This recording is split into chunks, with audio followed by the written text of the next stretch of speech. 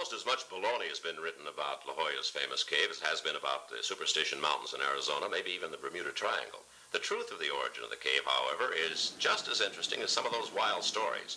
But, as usual, the myths and rumors persist, mainly because they're more romantic. My favorite is that the tunnel was dug by rum runners to smuggle in illicit booze. The fact that the tunnel was here long before Prohibition, and the sure knowledge that rum runners were quick buck artists, not pick and shovel types, doesn't interfere at all with the mental image of desperate men guiding small boats in from a darkened ship in the cove, risking life, limb, and liquor bottles on the sharp rocks of the cave. And stories that the tunnel was dug by Chinese aliens sneaking into the country, or by treasure hunters or early-day movie makers, are just that, stories. The fact is, the tunnel was dug by Professor Gustav Schultz, who just wanted to create a tourist attraction. He started digging from the naturally formed 200,000-year-old cave in 1902. About a year later, on the spot where the tunnel broke through, the professor built a house, tacked a sign on the door, and started selling tickets. It's been a commercial operation ever since. Don and Jean Pizer are the present owners. They say the tunnel has changed very little over the past 75 years. Originally, people didn't use stairs. Originally, he had a rope tied from the top, and people would go down on a rope.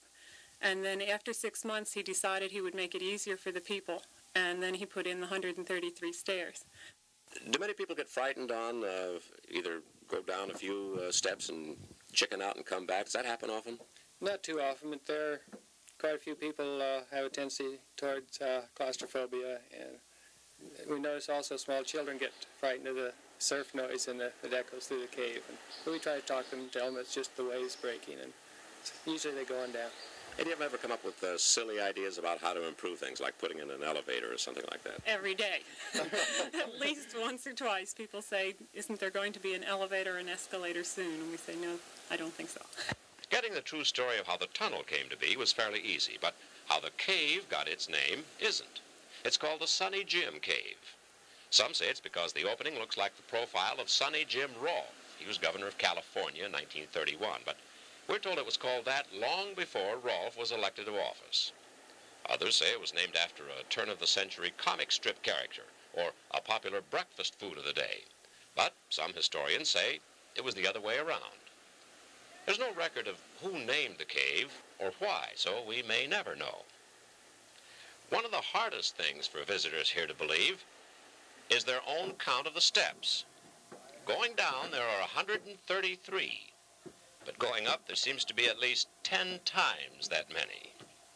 Shirley Clum, News 8, La Jolla.